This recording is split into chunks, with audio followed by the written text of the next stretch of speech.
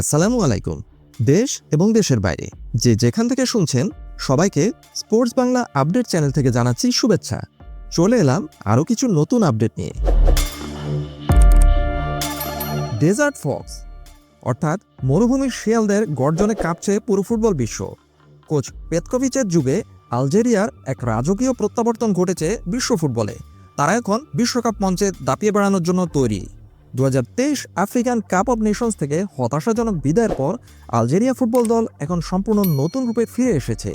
2024 সালের ফেব্রুয়ারিতে Vladimir Petkovic দায়িত্ব নেওয়ার পর দলটির মানসিকতা এবং খেলার ধরনে আমূল পরিবর্তন এসেছে। চলুন তাদের সাম্প্রতিক সাফল্য এবং তাদের শক্তি নিয়ে বিচার বিশ্লেষণ করি, কারণ আর্জেন্টিনাকে বিশ্বকাপে গ্রুপ পর্বে এই আলজেরিয়ার মুখোমুখি হতে হবে। আলজেরিয়ার রয়েছে একজন মাস্টারমাইন্ড কোচ, তিনি হচ্ছেন ভ্লাদিমির পেতকোভিচ।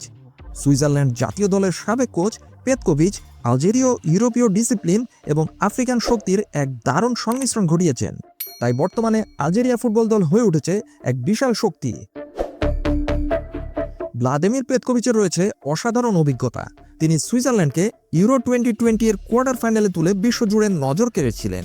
তার কৌশল কি? পেতকোভিচ মূলত আক্রমণাত্মক 3-4-3 অথবা 4-3-3 ফরমেশনে খেলতে পছন্দ করেন। তার প্রধান লক্ষ্য হল দলের মধ্যে ঐক্য বজায় রাখা এবং নিখুঁত ট্যাকটিক্যাল ডিসিপ্লিন নিশ্চিত করা। 2026 বিশ্বকাপের টিকিট নিশ্চিত করেছে আলজেরিয়া এবং সম্প্রতি তাদের রয়েছে দাপুটে এক ফর্ম।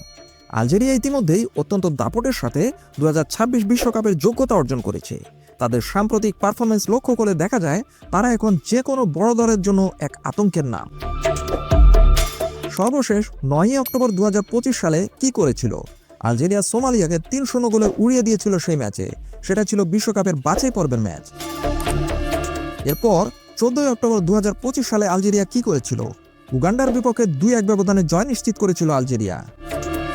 আর সর্বশেষ 24 ডিসেম্বর 2025 সালে আলজেরিয়া কি করেছে? আফ্রিকান নেশনস কাপের গ্রুপ পর্বে সুদানকে 3-0 গোলে উড়িয়ে দিয়েছে এবং এই টুর্নামেন্টে উড়ন্ত সূচনা করেছে আলজেরিয়া।